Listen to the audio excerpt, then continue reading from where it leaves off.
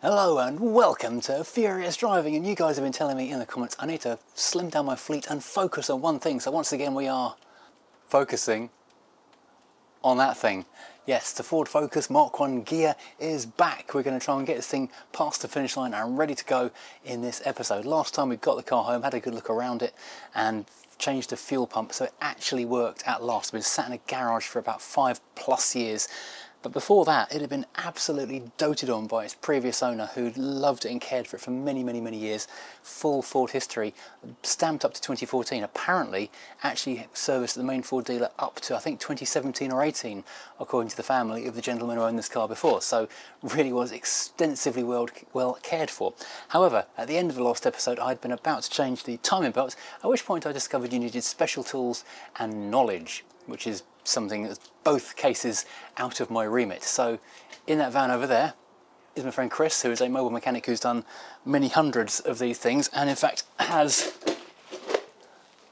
a box with Ford written on it, which means we've got the right tools. So in this episode we're going to change the timing belt, change the auxiliary belt, change the water pump, change the oil with a brand new genuine Ford oil filter, because if you look under the bonnet right now, it is actually a Mk1 filter. And then also look at tidying the car up, because there's some interesting additions to the bodywork channel. Along with me is Chris, from Chris Smith. AKA the loose mechanic. The loose bowels mechanic. I am at a minute, mate. I might have to run off. Oh, no. And he has done 100 of these things, or probably 1,000 of these things. So he's going to talk us through what you do to change a timing belt on a Ford Zetec, basically a Focus, a Fiesta, Mondeo, Fusion, Cougar. No, not Cougar, no. Same but different. But close enough. Yeah. Now I'll just quickly say, I've not shown the full how-to of how you do a timing belt on this thing, because obviously it's quite big and a slow job. So what I've done is a separate video over on T-Brake in order to follow step by step on how you change a timing belt on one of these things. If you want to know that, head over to the other channel and you can see a how-to to actually know how to do it properly. This has been a very quick jump to sort of see the job in progress. Yeah. Might have just... Oh, these ones are screwed in. We've got some leaky plugs. There's water sitting in there. Tony Hart, eat your heart out. I never was a good artist. That's probably where it's been around there. Oh yeah. 1915 is the length. Okay. 6pk 1915. 6pk 1915. Hooray, we've got the right bit, that's nice. It's always a surprise with you. Sorry. Harsh. Truth. The owners, or the owner's family, tell me that the car was actually serviced in 2017 by the Ford main dealer, so everything was taken off is basically new and unused. It's been sitting in the engine bay for best part of a decade now, so that's why we're changing it. Upsy daisy comes. Upsy daisy, you said it. There it goes. Was that a whoopsie? That was a whoopsie, not a daisy.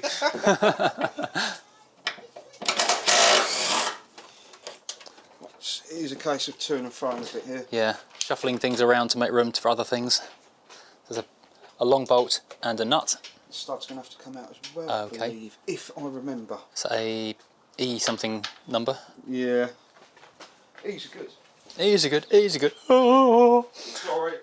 You can tell we're of that age that Oh. can become a joke. It's dad joke fest. Yeah, there's not room for power tools in that one. I could stress the mounts and whatever and jack it a bit higher. I've got my ratchet on it, but... It's not great. While the car's in pieces, I'm going to take this opportunity to get going with the detailing.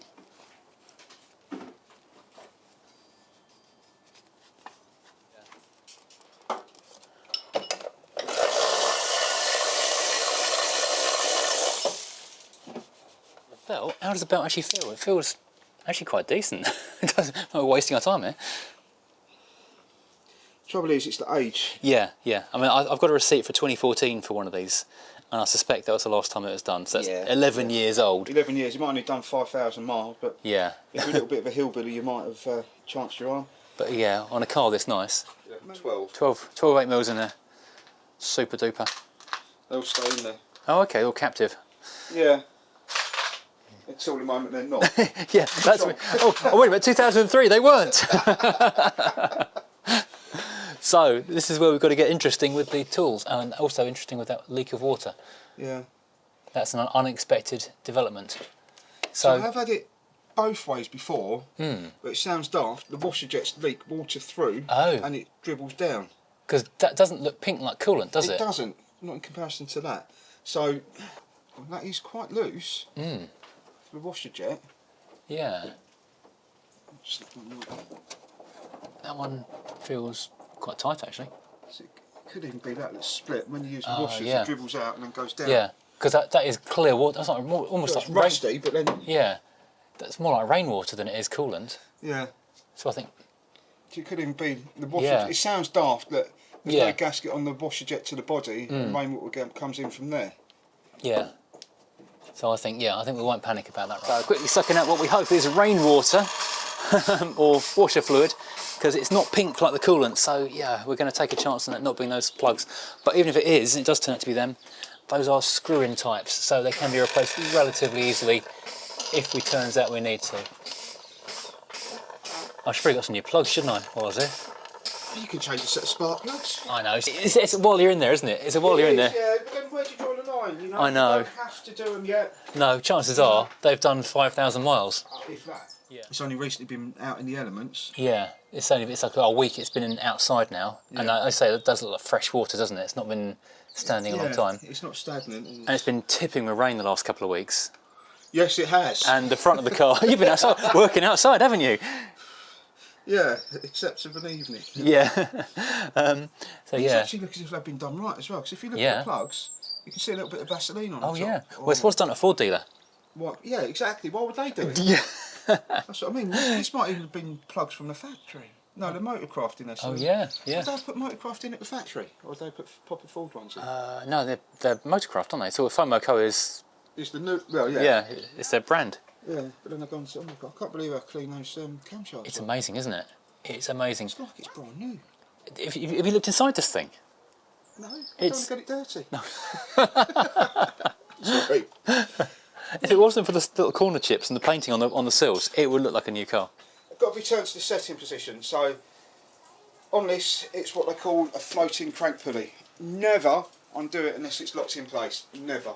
If you don't, you'll be on a hiding for nothing. I've had to rescue people before and it didn't end well. So on this particular model,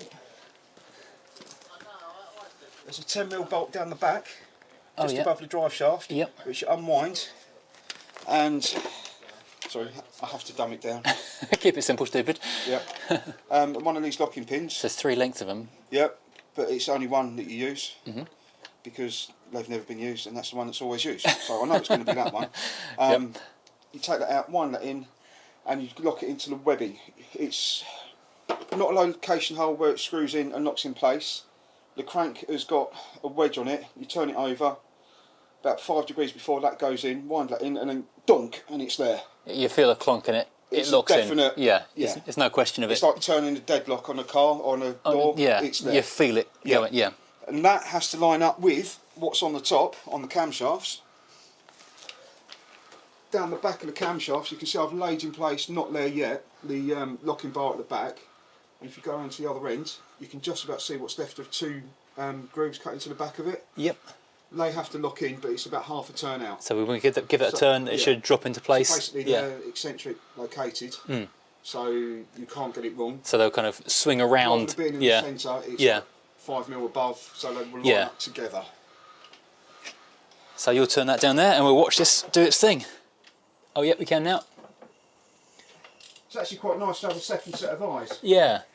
So they should be about half a turn out now. Pretty much, yeah. Okay, well, when that slot gets horizontal or near horizontal, tell me. Yep, we're getting close. Okay, I'm going to insert this locking pin at the crank. Right, that's screwed in. And that's just locked in. It just locked itself in place. Hang on. So lay should be. That should slot in there like that. In theory. Almost, yeah. And there's more force.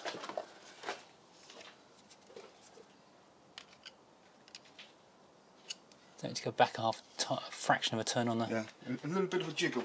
So we just turn that smidge, in it goes. Right, I'm going to check that cam locking tool's in place. And yep. That pulley is against the web. Yeah. So it's not at the moment. It is at the moment, but now I've got to take the tension off and the belt off. Now you have got a tensioner and a belt. I'm going to check the box. So I have now been polishing the bejesus out of all the nooks and crannies down here, and it looks like factory fresh. No one's ever going to see this, but I'd like to know, it's nice to know it's actually done, so it feels new. And say goodbye to that little fella. Yeah. It's hard to believe that years ago when I first started doing this, we used to just do the belts on their own without the tensioner. Really? Yeah, I mean this is going back 30 years. Yeah. Then you do the belt and the tensioner. Now, sorry, belt, tensioner, water pump regardless. Yeah, otherwise we're not taking a chance on it failing and you coming back to sue us. Exactly. There's too many failures. You only need one, and then Yeah. the valves meet the heads. Oh God. You klutz! Oops. What size shoes you got? 11. 11. Yeah. I'll go and pick those up in a second. Belts So, off. and is the date on it? They don't date. Don't Well, date I don't know the date stamps, but If anyone knows what that is. is that 2013? Yeah, Or is yeah. that a part number? 96. It's a Ford one on there. Yeah, it was done at main dealer, but yeah. I don't know. I reckon it's 1 4 13 28. It's not like tyres. No. It does feel flexy and supple though, doesn't it? Yeah, but want to take the risk? No, not really. Okay, so with that off, camshafts are still locked in place with the bar. Yep, so all they're good. Not going anywhere. Yep. The crank is on the webbing. Yep. And the pulley is freewheeling. Oh yeah. That's frightening. Yeah. I mean, Did we replace that as well? Is that part of the kit? no, that doesn't come in the kit. So Well, use that's that part of again? the cogs. Yeah, I Yeah. mean, I just took that off because, Yeah, just can. yeah, just to show. Yeah. But on most other manufacturers, they use a woodruff kit. Yeah, to hold it in Which place. goes in the crank. Yeah. It's like a semicircle, goes in the crank, and there's a cuss out on the pulley itself, and that Yeah. locks it in place. But not this one. Not this one. Not this one. So I will put a little bit of WD on that before I put it back on, I think. Just to... Keep it flexy, keep Yeah. it flowing. 'cause you never know, in another 10 years' time, 50,000 miles or whatever, that might be changed again, it might Yeah. be fixed up now. Off comes the water pump. Is it 4 volts? No, I think it's 6 or 6. 7. Oh, it's always more than you one that's expect. hidden as well. Yeah, more than you expect. So what I do, whenever I do a water pump, lay it out and put the bolts in the place of where the new one goes, just so I know they're all there. Oh, that's a good idea. All in the right place as they come out. Yep. Because if you get one that's longer than the other, you wind it in and you crack the housing behind it. That's suboptimal. I like that. That becomes a me problem, not a you problem. Exactly, yeah. Ah, do you fancy a new engine today? Well, you're going to get one. It's one of the rare occasions where you're doing an engine swap on this car for a second-hand engine. It would be a higher mileage engine going in. Yeah. I'd find a lower mileage in this. And that's why you put a catch tank underneath before you do this. Because all the water, or the coolant I should say, falls out rather messily. There we go. Glug, glug, glug. And people were saying you definitely need to change the coolant on that, but look at that, that looks fresh and nice. It does. Reckon it's factory original? It's got Ford stamped on it. Yeah, I mean, it's got Ford on it. I wouldn't know if it was from the factory or whether it's been replaced, but as you said, if it was done in 2014, so 11 years ago, at Ford, then I would have used Ford parts, and I doubt very much that they'd have not done the job properly. Well, yeah. But then again, it's a main agent, so they may have scrimped on it all. Well, apparently it's a really nice one. Lots of people where this car came from have said they know that garage and they used to use them, they were really good. And it became... Was it actually at a Ford garage, or was it? It was a place, it was a Ford main dealer, Right. and then they lost their dealership status, but they kept on the servicing department. And people kept on bringing the Fords back for it. And now apparently it's Lidl or something. So that is now all draining out still. Yep. Could aid it by lowering the jack, but Oh, if I yeah. lower the jack, I might... And the engine will fall out. Update, lose the dodgy old clamp. Put a decent Jubilee clamp on there. That is so soft as well now. That's Oh just- really? Just Yeah. easy crimp. But if we put in 2 litres of this, obviously it gets weaker over time. Yeah, so it's good to top So, it up, yeah. give it some fresh stuff, even though it's not being driven flushed anywhere. Through. There's nothing wrong with it. It came out clean. It looked fresher than most stuff you see going in, to be fair. Yeah. And there we go. There we are, new timing belt, new tensioner, new water pump. Yeah. Amazing. So crank bolt goes back into the crank pulley. No, crank bolt does not go into Oh, the crank pulley. do you know what? I've done this before myself. The plastic cover goes on first. Don't do what I always do, which is Well, put it all on. technically, Yeah. you can do it that way, Yeah. but not on this engine. No. You can't. You can't on the ones I've done it on as well either. No. Because you're supposed to turn it over twice to make sure the tension's all in the right place, which we shall do. Yeah. But to do that, you've literally got to build everything up before you can. Yeah. Got to put the crank on there first. Yeah. So turn the engine over twice on the crank.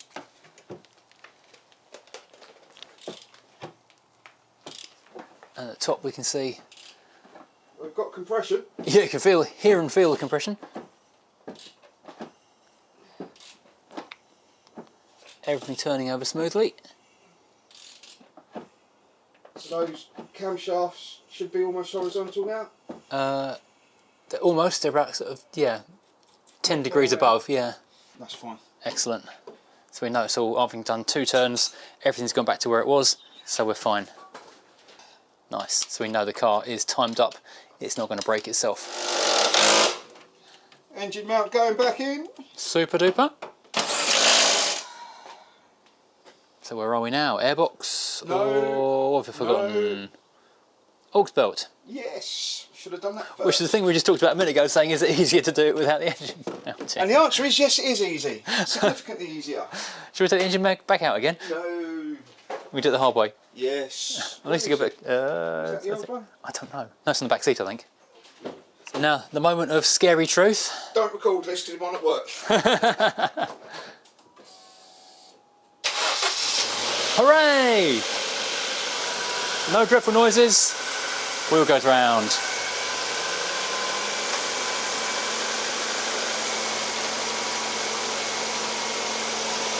It functions. It's alive. It's alive.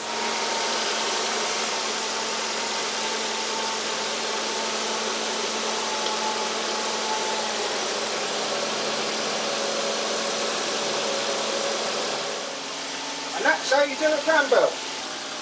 That's taken about 2 hours for Chris to take care of that, but he's done this before, had the right tools, knew what he was doing. If I'd done that myself, I could have done it myself, but I'd had to go and spend money on a tool, and it would have taken me probably most of the day to figure out where everything went and what bolts I was missing. It takes a day and a half to do a drive shaft on a Mini. Only because the bolts were seized.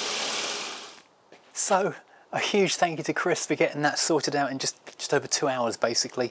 Gone from what was probably a perfectly fine cam belt to a new definitely fine cam belt, and the car is now safe to drive and I can start it without any kind of fear or worry that that belt's going to snap. And the thing is, this is a 34,000 mile engine.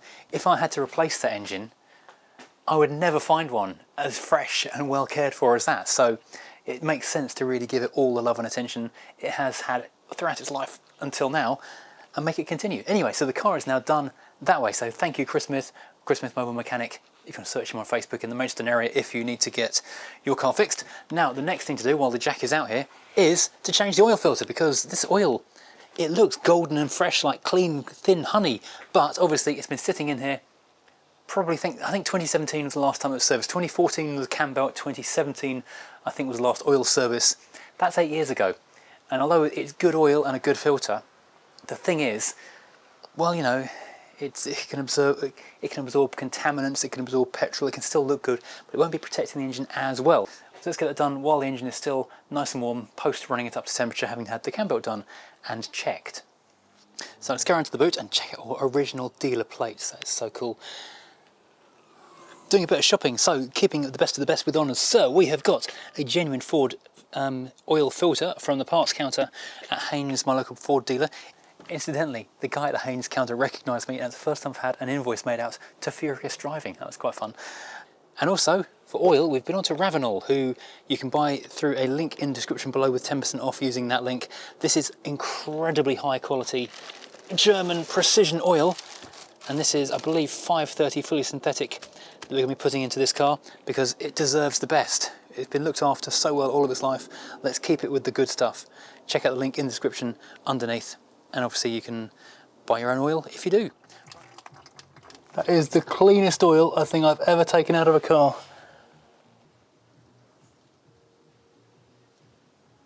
so hopefully this won't make a mess when it comes off. Now, as we have mentioned on numerous occasions previously, this is Ravenol. This is a fine quality, precision engineered German engine oil of excessively high quality. And this engine, with so few miles on, it's fresh out of the box, barely run in, giving it the absolute best. If you want to give the best to your car, hit the link in the description below where you can get 10% off as well, and certainly your engine will thank you for it.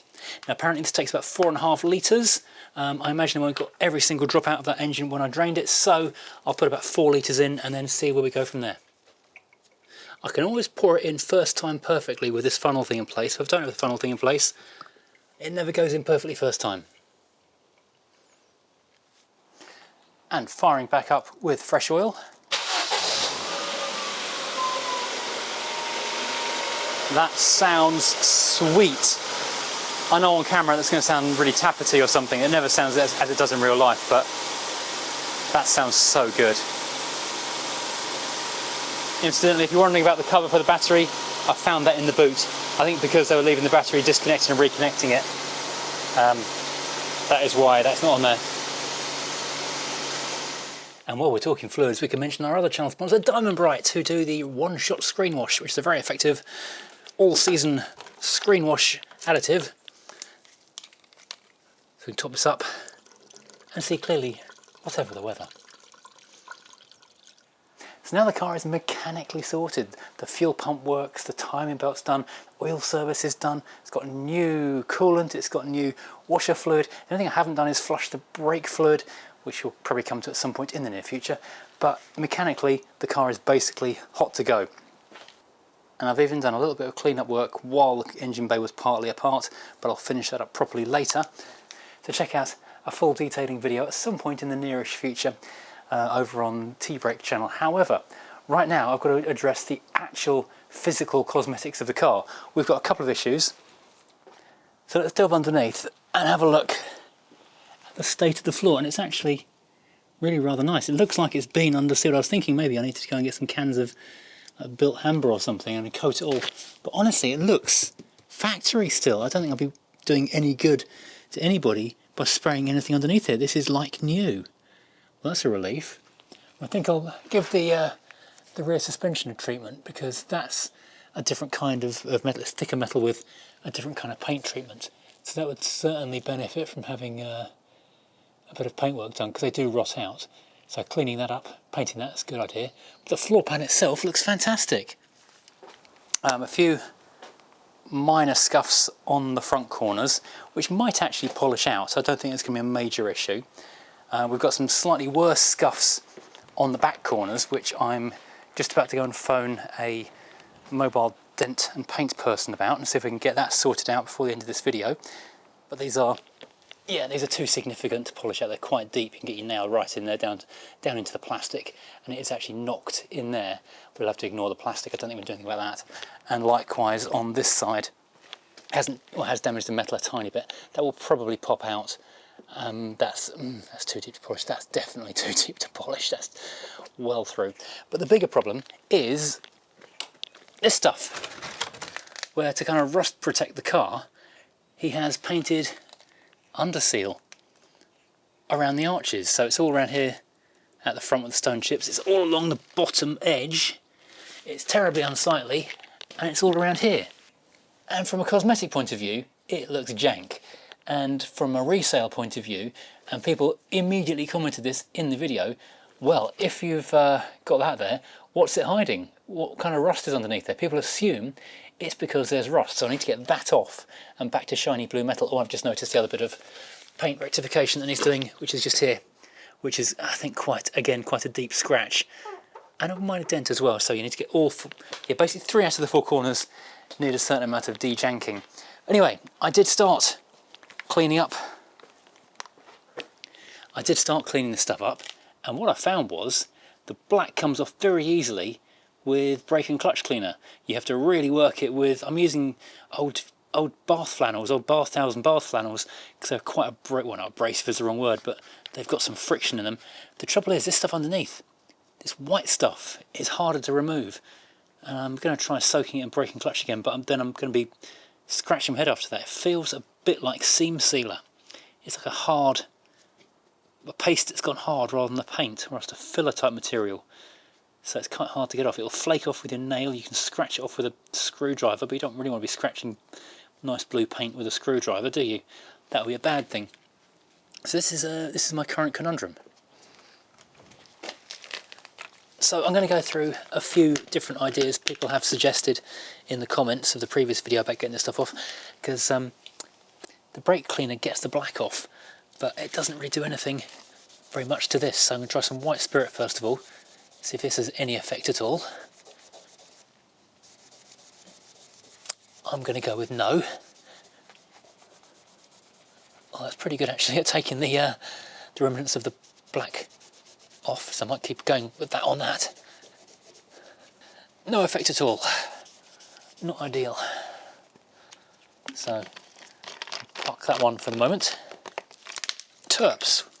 Will terps do anything to it? Turpentine substitute? Probably not. Pretty much the same thing I'd expect. No, far from ideal in fact. It just smells bad. So, not even getting a hint of colour from this. I don't know what this is. It's somewhere between filler and seam sealer. I don't know what it could be, but it looks dreadful on the side of the car. The only thing it's really moving is friction, just attacking it. I did hit it with some like 800 grit sandpaper to try and sort of break the surface of it. Even that doesn't appear to have done very much. I don't know, I'll keep up to think about that. I'll focus for the moment on getting the black stuff off this side, because that needs to come off as well.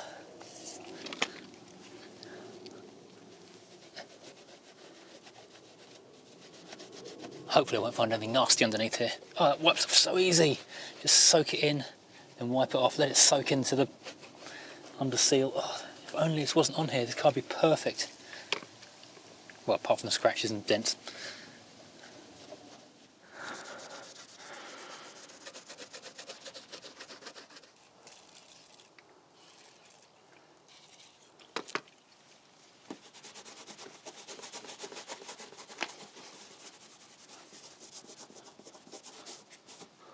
Well, I have found the first actual bit of missing paint. It's down here.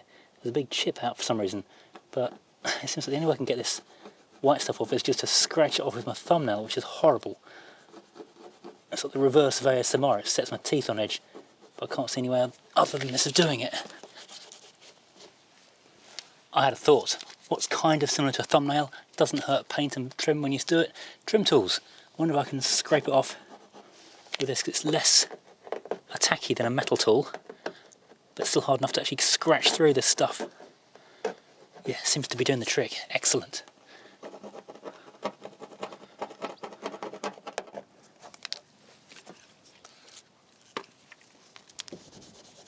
Well, it looks better than with the black stuff on it, because there's nothing horrible and sort of thick white over there. There is a big chunk of paint that's missing just here though, so I'm going to have to deal with that. I mean, it looks a lot better this side because there's hardly any of the white stuff, only this stuff. It looks, when you walk up to it, like the blue paint has gone and you get down to the undercoat. This is horrible stuff on top of the blue paint. Scratching that off, it's not perfect. I can't tell if this has been sanded before, I'm uncovering old scratches, or if I'm making new ones. Either way, it's slow and it's messy and not brilliant.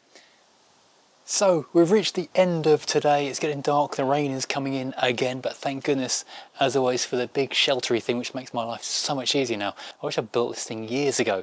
Anywho, right, now the big hold up on this car now is the cosmetics and the lack thereof of niceness. Now I've contacted a couple of mobile paint, scuff people, scuff and dent type guys, and I've heard back from a couple of them now, and basically the consensus is that's not something they would do in the driveway.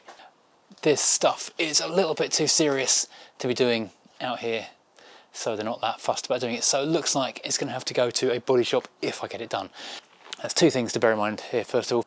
And first is the financial aspect. This is not a hugely valuable car.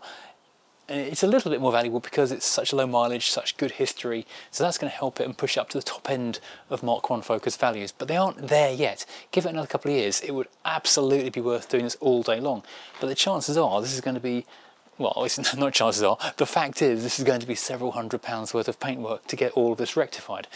That's not necessarily going to add all that value back into the car. It will probably, at best, add as much value as I spend, at worst cost more than it actually adds to the value of the car. So the financial aspect is one thing. The second aspect is the going to be able to drive it anywhere aspect, because I still haven't got a V5 for this car yet. So the furthest I can drive it is to the MOT station and back, and the MOT station don't paint cars. So until I've got that V5 in my hand, I can't tax the car and I can't drive it anywhere. So it's kind of stuck here. So I was kind of hoping a mobile guy would come out to it. So as I think we've killed about half an hour of time looking at this Ford Focus for the time being tonight, I'm going to wrap this video and edit it and show you what we've got so far. So we've got the engine sorted out, we've taken the dreadfulness off the side and discovered worse dreadfulness underneath, which is always fun. Next issue, or next episode on the Focus, I'll break out the welder, zapping a bit of weldiness down there. I'll pull out the arch liners, zap in some undersealy stuff. I'll do some undersealy stuff on the rear subframe and all that kind of gubbins-y area. And maybe I'll go and buy an aerosol of paint and just start painting it myself, because frankly I don't want to spend 500 quid. Now I haven't actually edited this yet, but coming up in a day or two's time over on T-Brake there will be a step-by-step how to actually change a Z-Tech cam belt, and when I've finished doing it in a few days time there's going to be over also on T-Brake an actual cleaning this car video, because some of you do actually like the cleaning videos and that's where that will live. Right, I'm going to go make a cup of tea and call it a night for tonight, because it's getting dark and windy and cold, and I'll see you in the next episode when we continue to make this, the free Ford Focus, even better than it was before. You know what, I'm not a big fan of supercar. That feels really gritty. If only they diamond brighted it. We're going to continue to make it better and better and better. I just knocked the mirror on the MX-5, and that's that. So thank you and good night, like and subscribe, all that kind of stuff, and we'll see you again soon. Goodbye.